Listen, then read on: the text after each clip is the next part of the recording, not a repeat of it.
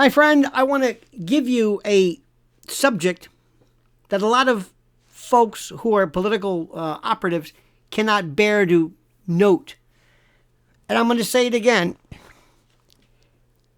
Candace Owens, Candace Owens, TPUSA, Charlie Kirk, Erica Kirk, whatever this is, has awakened the sleeping giant of a disillusioned, unaligned Gen Z and others who for the first time are being pulled into this arena as Charlie pulled them into the arena. And who's the leader? Candace Owens. And if you think that this is an exaggeration, you're missing the point. This is a critical moment.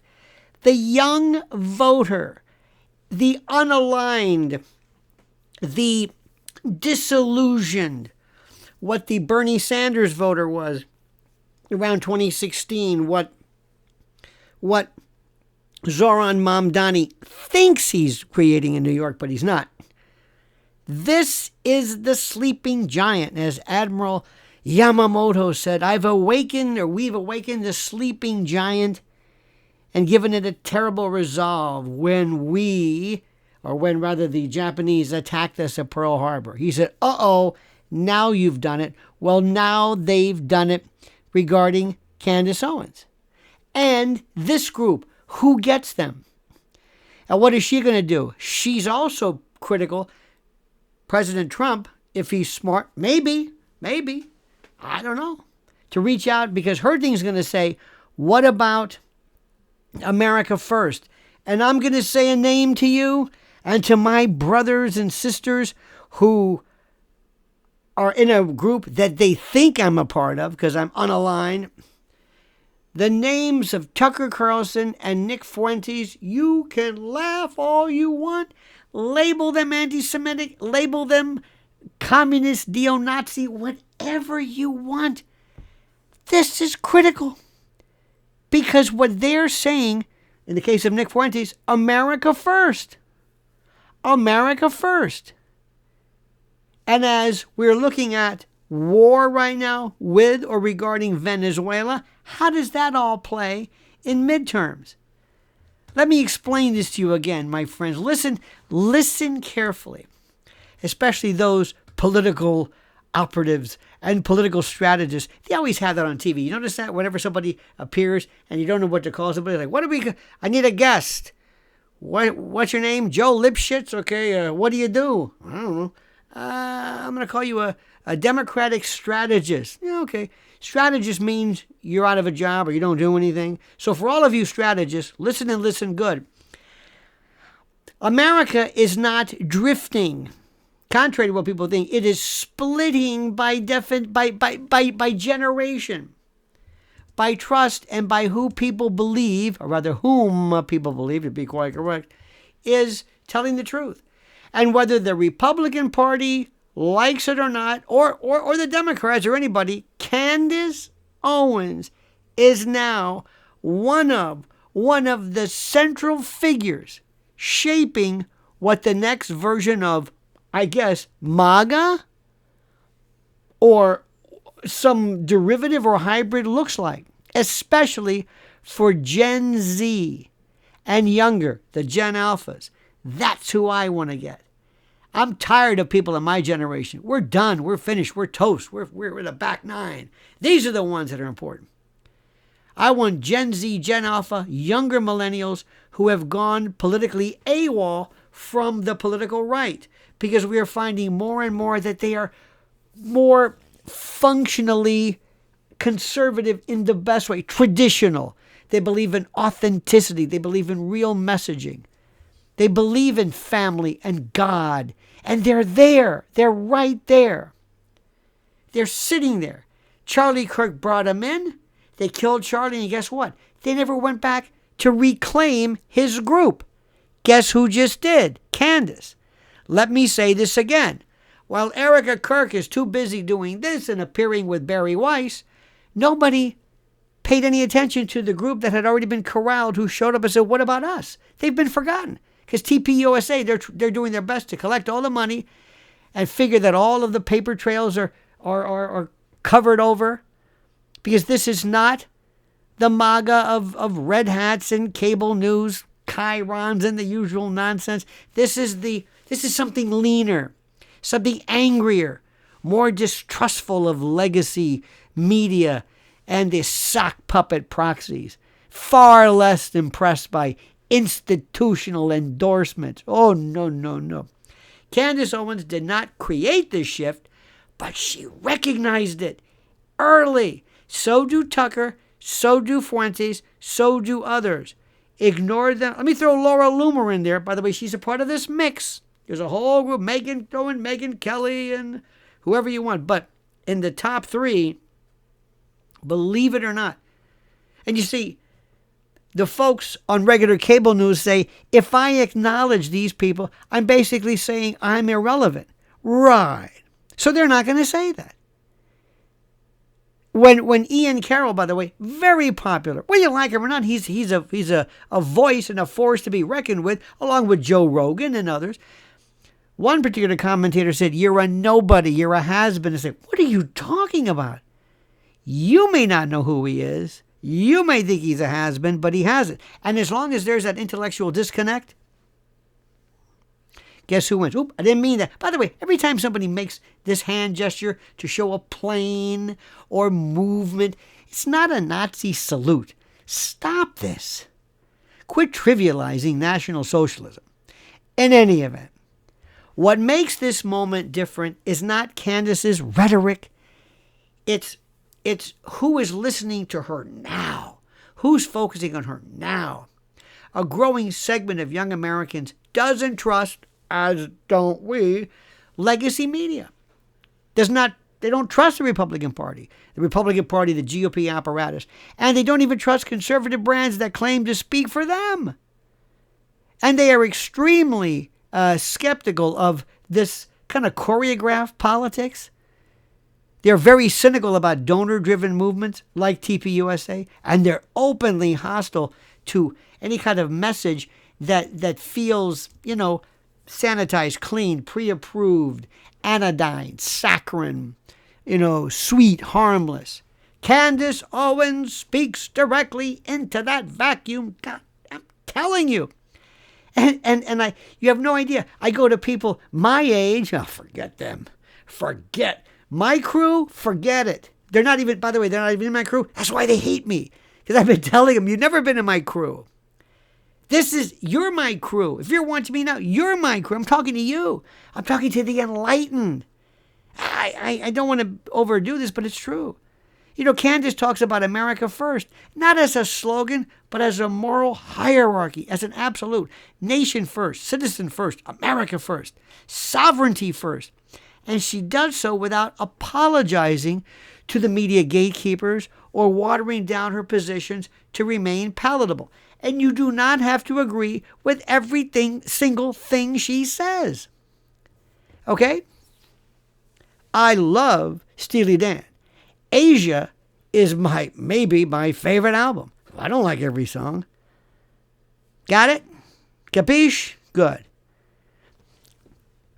This alone separates Candace Owens from most conservative figures, still trying to win, MSDNC panels that they'll never be invited to. Did you ever see people talk about CNN? Oh, look at this. Did you see CNN? Who cares? Did you hear what Joy Reid says? Joy Reid? What are you talking about? Her continued defense and investigation of Charlie Kirk matters in this context. Not because it's sentimental, but because it signals loyalty in an era where most actors cut ties at the first sign of controversy. And by the way, let me tell you something. I believe she truly loved Charlie Kirk. I mean, not romantically, though maybe I'm not saying that. Though. She talks about him with reverence, more so than some members of his family, who never seem to be saying, who knows? First thing Erica Kirk did was forgive who? Who? Tyler Robinson. They said, how could you forgive the person who killed your husband? I say she didn't forgive the person who killed her husband. Dig? She forgave Tyler Robinson.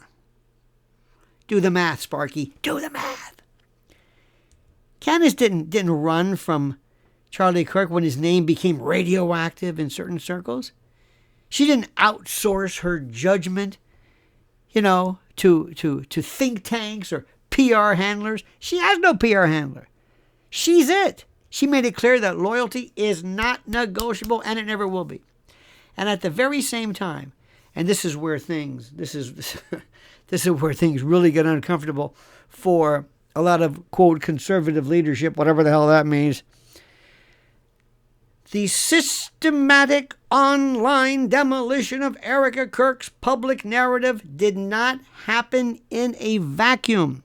Candace did not orchestrate it directly, but her posture made it possible.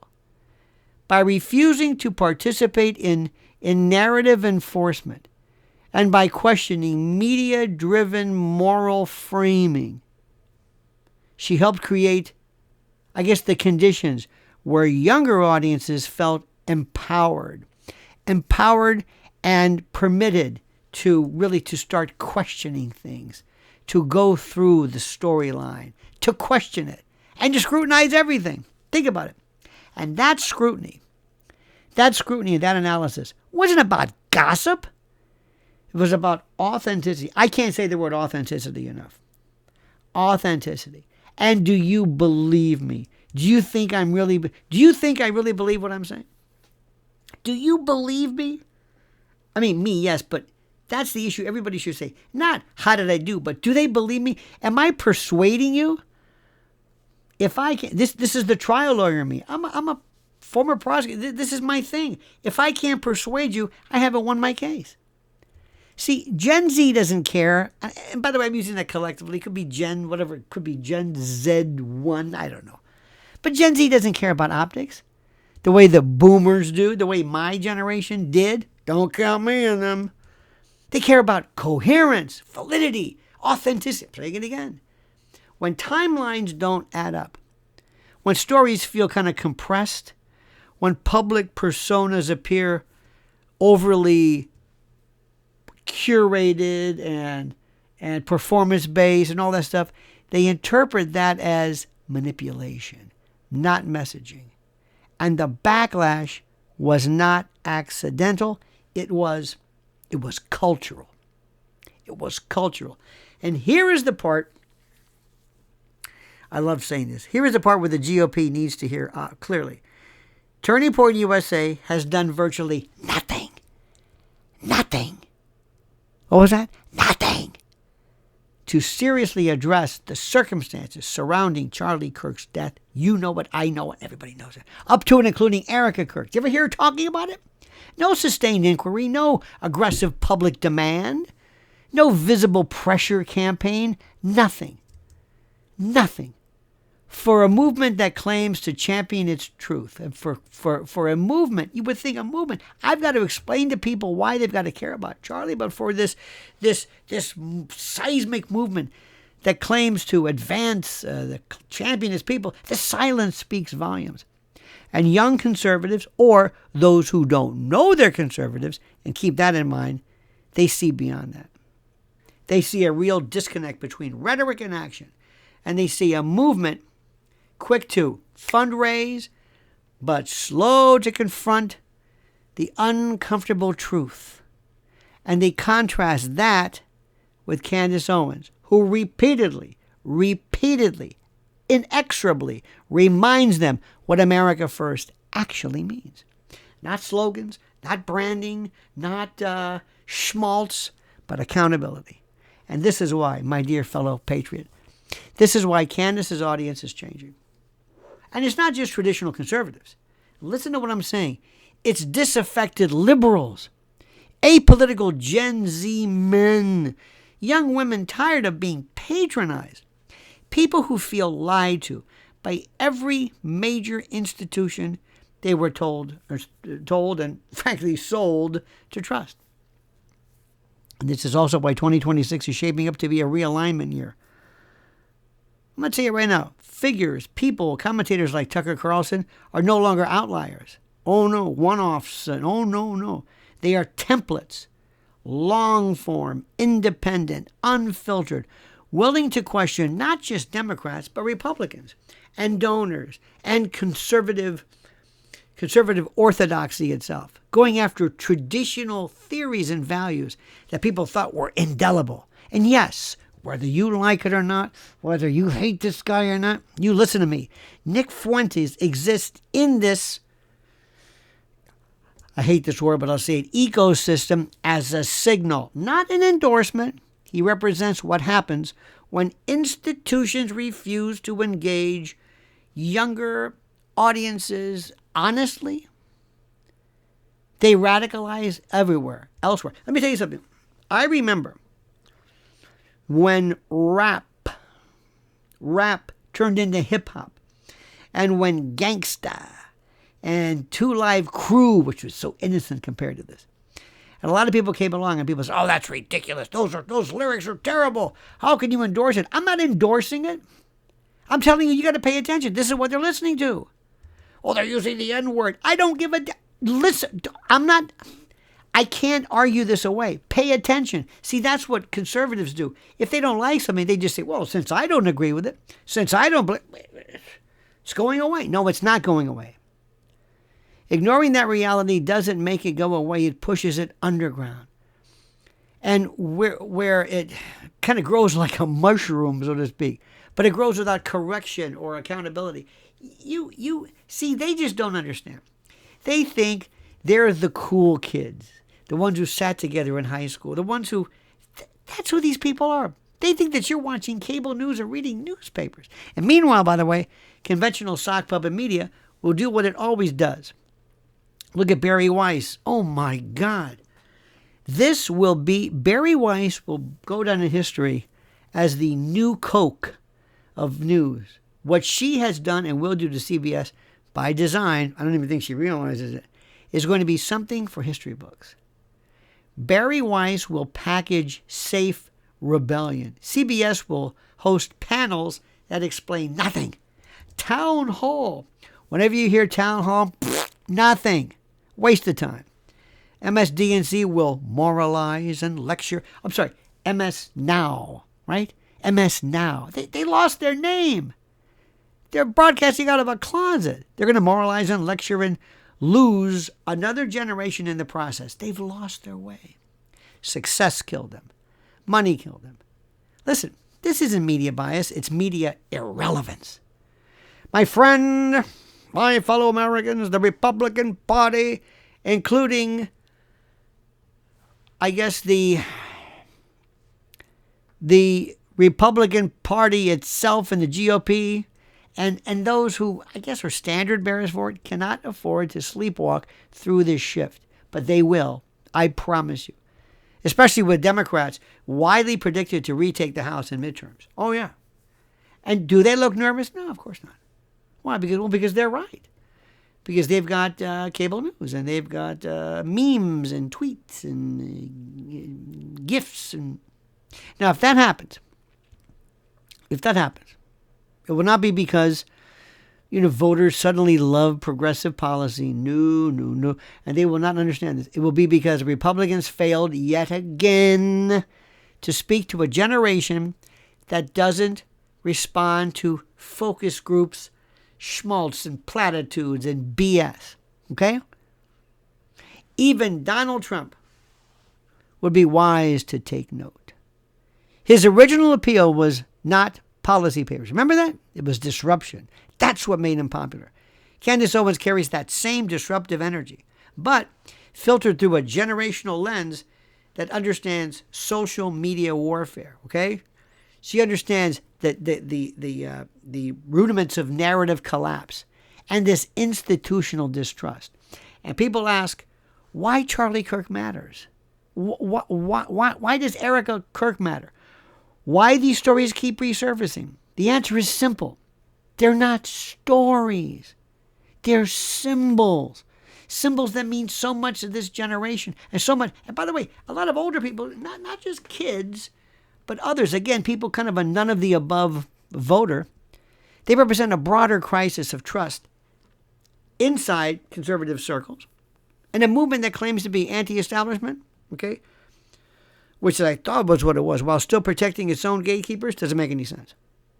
A party that talks about courage, and flags while avoiding confrontation, no good. As we say, that's what I say. Candace Owens, I know you're hating that name. Get used to it. Spell it correctly. Understand. She thrives now, and you haven't seen anything yet because she refuses to play that game. She speaks to people, so many people who are watching me right now who feel politically homeless, and tells them they are not crazy for noticing contradictions. And let me also tell you something. You're going to find out right now that to really have power, what really is important for power is for you to understand a couple of things. You are more powerful on a platform like this or some social media platform than to be a congressman. Ask Marjorie Taylor Greene. She's going to dry up and blow away. She's nothing without this. She's nothing. She doesn't get it. That is powerful. And it's dangerous to ignore.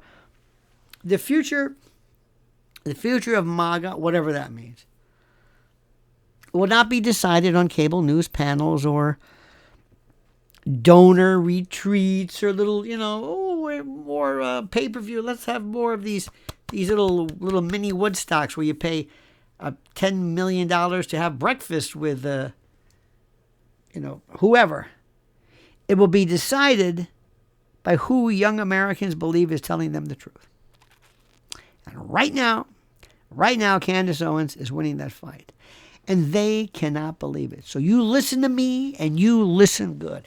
I am telling you. But they're not listening to me. That they never do. That's good. If you were watching me, I want you to know who I am. I ain't running for office. I am neither conservative nor liberal. I'm not a Democrat. I'm a registered independent. And 99% of the, 99% of the population, 99% of everybody I disagree with. It's very, very simple what I am. It's very, very simple. I'm not a conspiracy theorist. I'm a conspiracy analyst. And that's the most important. And I hear, who was it, Balzac, who said, I represent the opposition party. That's who I am. I'm a contrarian. I don't believe in anything that has a label. Ask yourself this question. What music do you like? Give me one name to explain it. You can't. What would you like to eat? Give me one name. One name. Let's go out to eat. What do you want? One name. Name one name. Give me one type of food that explains your entire cuisine. You can't. It doesn't make any sense. And these politicians, and let me tell you something. Let me leave you with this, especially if you're younger. Carol Quigley and other people have talked about the uniparty. The uniparty is basically the illusion of the left-right paradigm. There's no such thing as that. It's two sides of the same coin. If you go to pay something, if you have a coin in the old days, you'd have a quarter here. And you turn it over like that. Here, it's the same quarter. Diet Coke, Diet Pepsi. What the hell's the difference? Nothing. The difference between Democrats and Republicans, what they disagree with are matters that don't matter. What they agree with is everything of importance. So remember, focus on what issues affect you. What affects me is the future of my republic. What affects me, I'm telling you right now, is the Constitution. I know nobody talks about that, but trust me, as a lawyer, this is it. This is the rule book. Doesn't matter who you are. You can be a hippie, you can be whatever you want to call yourself. Gen Z, Gen Alpha, but I don't care. That's what matters, period. That matters to me. The future. AI scares the hell out of me.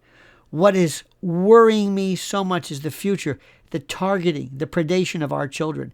Our children become our families, our fathers and mothers and students, and they don't remain children. I think sometimes people forget that. I think people think, oh, kids just, no. You damage them now and you damage them forever. Hurt people hurt people. That's why I've asked you, and you've been terrific. Follow my wife on YouTube at Lynn's Warriors. Listen to what she's saying regarding what's happening right now. You're not going to believe it. Understand, I don't speak for her, but I speak as she speaks for children. Okay? Period. Also, please like this video, subscribe to the channel, do everything in your power to support not just me, but people who think like me. I am not going to let you down. John Maynard Keynes said, when the facts change, I changed my opinion. People said, I thought you were a liberal, that you were a Democrat. No. They left me. The Democratic Party of 25 years ago doesn't exist anymore. It's a new world. That's what I'm trying to tell you. It's a new world. I've also, thank you for your incredible comments. I've got some questions for you in the back section of this, which is so terrific and so important. Asking you your thoughts and comments regarding a variety of things. I've got about 5 questions for you. And I love your input. I love your brilliance. So please, thank you for allowing me into your head, into your heart. Recognize this moment because it's bigger than anything anybody can really explain. I'm telling you, I have seen this. This reminds me of McGovern in the 70s. It reminds me of Bernie Sanders before he sold out. When kids were really motivated by this. We're part of a revolution. And by the way, it's not going anywhere. All right, my friends. Thank you so much for watching. I appreciate everything. And now comment, dear friend. Comment as you see fit.